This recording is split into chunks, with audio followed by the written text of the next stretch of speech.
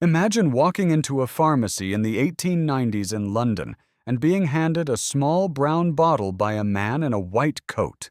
His voice is calm, authoritative, almost scientific. He tells you this liquid will cure your kidney disease, dissolve the acid crystals destroying your joints, and clear your lungs of every infection you have ever suffered. The price is reasonable. The label looks official. And you have been sick for months with no answers from anyone else. So you buy it, you go home, you drink it, but there is a detail you do not know yet, and it changes everything. What you just swallowed was radioactive water laced with mercury, mixed with alcohol and ground up human remains from a 300-year-old Egyptian corpse. This was not a horror story. This was Tuesday in Victorian Britain, and it happened to millions of people across every social class, every city, and every decade of one of the most medically chaotic eras in human history. The Victorian era, stretching from 1837 to 1901, was a period of extraordinary contradiction. Science was advancing faster than at any point in human civilization, yet the average person on the street had almost no reliable access to it. Doctors existed, but they were expensive, inconsistent, and frequently wrong. Into that enormous gap stepped some of the most creative, dangerous, and deeply unhinged salesmen the world has ever seen. They called themselves doctors.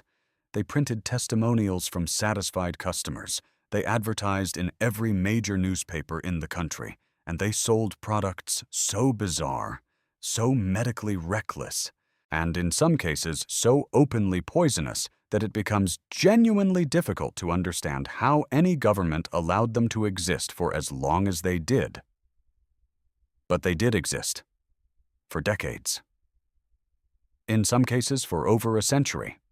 And the story of why they worked tells you something deeply uncomfortable about human psychology that has not changed even slightly since then.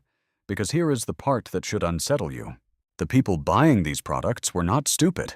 They were not uneducated fools being tricked by obvious con men. Many of them were intelligent, literate, middle-class Victorians who were simply desperate. Desperate for relief from pain that no legitimate doctor could fix. Desperate for something. Anything. That felt like control over their own bodies. And the men selling these products understood that desperation better than anyone. They studied it, they exploited it with precision, and they built fortunes on the back of it while their customers slowly, quietly deteriorated. What you are about to discover is not just a list of strange old remedies. It is a complete portrait of a system built to deceive. The psychology behind why it worked so devastatingly well. And the moment the British public finally started to realize that the man in the white coat was not there to heal them. Some of what follows will shock you. Some of it will make you laugh. And at least one entry on this list will make you deeply grateful you were not born a century and a half earlier. To understand just how deep this rabbit hole goes, you have to start with the products that seem almost harmless by comparison. Almost. The first entry on this list is the magical ring. And specifically, the version sold under the name Kimball's Anti-Rheumatic Ring, which dominated the British market from 1883 all the way through to around 1910. The premise was elegant in its absurdity. Wear this ring on your finger, and it will quicken the circulation of your blood, dissolve the acid crystals forming inside your joints, and systematically eliminate the root cause of your rheumatism, your arthritis, and frankly, most other ailments you might be experiencing. The salesmen behind it did not stop there. They claimed with complete confidence that this was the very same ring worn by members of the British royal family to maintain their legendary good health. There was no evidence for this. There was no mechanism by which a metal ring could dissolve anything inside a human body. The ring was, in every measurable sense, a piece of jewelry sold at a significant medical markup, and it sold in extraordinary numbers across both Britain and the United States, inspiring dozens of imitation rings, all claiming similar miraculous properties. But the ring was just the opening act. Because while you were busy wearing your healing jewelry, quack doctors across the country were preparing something considerably more unsettling for your medicine cabinet. Snake oil had arrived in Britain carried on the back of a story that was genuinely fascinating before it became genuinely criminal. Chinese laborers working on the American Transcontinental Railroad had been observed rubbing a particular oil onto their joints after long days of physical labor. When Americans tried it, they reported real relief. And they were not entirely wrong. The original Chinese water snake oil contained high levels of omega-3 fatty acids and functioned as a legitimate anti-inflammatory. The problem arrived when demand exploded. And a man named Clark Stanley decided that rattlesnake fat was close enough to the real thing and considerably easier to source. He loaded his wagon, crossed the country, and sold his elixir as a cure for pain, sprains, bruises, sore throats, frostbite, animal bites, and an impressively ambitious list of diseases. By the time his customers realized, nothing had changed. Stanley was 3 towns away and significantly wealthier. He eventually built factories. He sold through catalogs. He became a millionaire. And in 1917, when the Bureau of Chemistry finally tested his product, they discovered it contained no snake oil whatsoever. Not a trace. The term snake oil salesman exists today because of exactly this man. And the Victorian British public bought his product with the same enthusiasm as everyone else. But if magical rings and fraudulent snake fat feel relatively tame, prepare yourself. Because the next chapter of this story involves something significantly darker, considerably more disturbing, and arguably one of the strangest medical practices in the entire recorded history of human civilization. There is a point in this story where the word bizarre stops feeling adequate, where you move past the realm of clever fraud and enter something that reads more like a fever dream written by a society that had collectively lost its grip on basic reasoning. That point begins with mummy powder. Mumia, as it was formerly known, was exactly what the name suggests: a fine powder ground from the preserved remains of ancient Egyptian mummies, packaged, sold, and consumed as medicine across Britain and Europe from the 12th century all the way through to the 18th. Quack doctors advertised it as a blood thinner, a painkiller, a cough suppressant, an anti-inflammatory, and a general cure for diseases too numerous to list. The most common method of consumption was to mix it with water, wine, or food and swallow it. Some customers simply ate it raw. The demand became so intense that Egyptian mummy supplies began running critically low. At which point Egyptian suppliers began grinding up recently deceased bodies and selling the powder to European buyers who had no way of knowing the difference. It would take until the 1700s for physicians to conclude, after generations of patients consuming human remains, that the treatment was both useless and dangerous. The discontinuation came late, devastatingly late. But mummy powder, as genuinely disturbing as it is, was not the most insidious product on this list. That distinction belongs to the category of medicines that did not merely fail to heal. They actively, systematically poisoned the people who trusted them, often over months or years, with symptoms so gradual that victims rarely connected their deterioration to the cure sitting on their kitchen shelf. Arsenic products occupied an almost unbelievable position in Victorian Britain. Arsenic soap was marketed to give any woman the perfect skin complexion, promising to eliminate acne, psoriasis, and any unfavorable skin condition within weeks. Arsenic wafers went further, advertising lighter skin tone, freedom from freckles, and a clarity of complexion that suggested youth and health.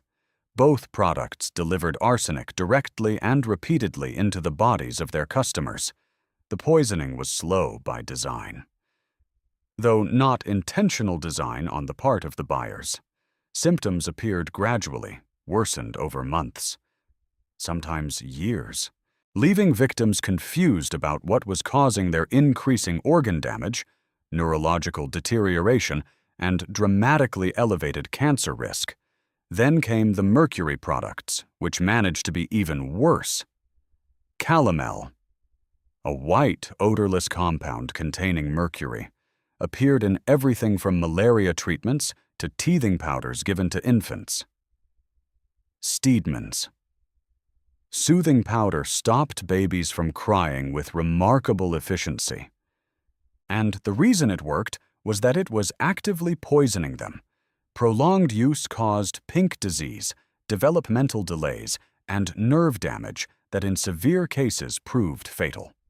President Abraham Lincoln regularly consumed blue mass mercury tablets for depression, which almost certainly contributed to his documented episodes of rage, insomnia, and tremors.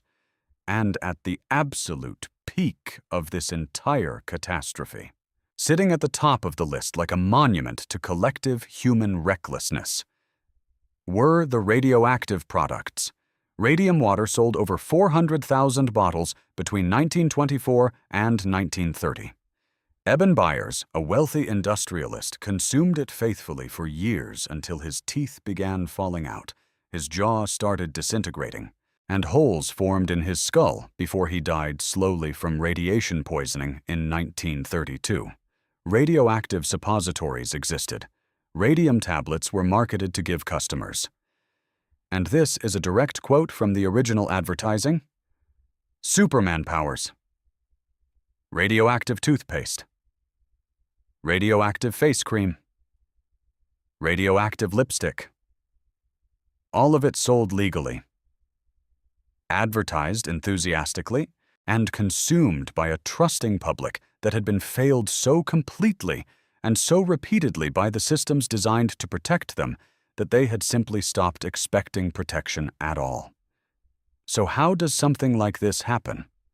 How does an entire society, across multiple generations, consume arsenic for beauty, mercury for teething pain, radioactive water for arthritis, and ground human remains for a cough, without anyone in a position of authority stepping in early enough to matter? The answer is not simple, and it is not flattering. And the most uncomfortable part is that it does not feel as distant as it should.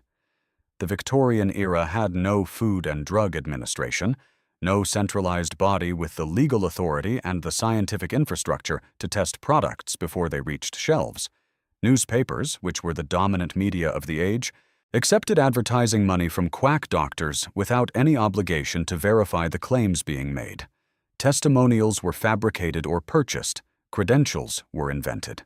The man calling himself Dr. Kilmer had no medical degree relevant to the miracle elixir he sold for nearly 3 decades.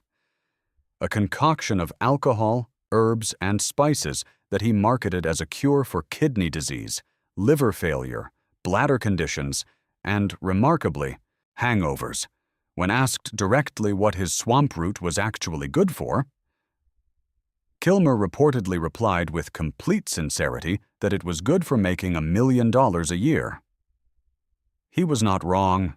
He became extraordinarily wealthy, and the system that allowed him to operate did so not out of ignorance, but out of indifference, because the people being harmed were largely poor, largely female, and largely without political voice. The asthma cigarettes sold from the early 1800s through to the 1950s contained belladonna and stramonium, 2 plants so toxic that modern medicine classifies them as dangerous at even small doses. They were marketed as respiratory treatments and prescribed to children. The coca remedies laced with cocaine were advertised for toothaches in adults and infants alike, for nervousness, for sleeplessness, not by allowing the patient to sleep, but by chemically eliminating the desire for sleep entirely. Pope Leo XIII endorsed a cocaine wine. Coca-Cola began its existence as a medical tonic. The opium syrup sold to silence restless children were so widely administered that mothers gave them routinely to allow uninterrupted work shifts. And the death toll among children from opium content in those products accumulated quietly across decades before anyone with authority chose to count it. Change came slowly and unevenly, driven not by government initiative, but by public scandal. Each breakthrough in regulation arrived only after a catastrophe too visible to ignore. The arsenic deaths that finally prompted action. The children killed by opium syrup. Eben Byers losing his jaw to radium water in a story so horrifying that it made national headlines and forced a reckoning with radioactive products that decades of quieter suffering had failed to produce. The British public did not fail to notice what was happening to them. They were simply given no tools to fight it and no institutions willing to stand between them and the men profiting from their desperation. And here is where this story stops being history and starts being a mirror. Because the psychology that made Victorian quack medicine so devastatingly effective, the combination of chronic pain with no legitimate solution, the authority projected by confident language and official-looking packaging, the testimonials from satisfied customers, the promise of control over a body that feels completely out of control, did not disappear when the radium water was finally taken off shelves. It evolved. It found new formats, new platforms, new aesthetics. The white coat became a wellness brand. The newspaper advertisement became a targeted algorithm. The wagon rolling into the next town became a viral post reaching 40 million people before breakfast. The humans did not change. The desperation did not change. Only the bottle did. And the next time someone hands you something in a clean package with confident language and a list of everything it promises to fix, it might be worth remembering the man with the wagon, the jar of rattlesnake fat, and the absolute certainty in his voice as he told you it was exactly what you needed.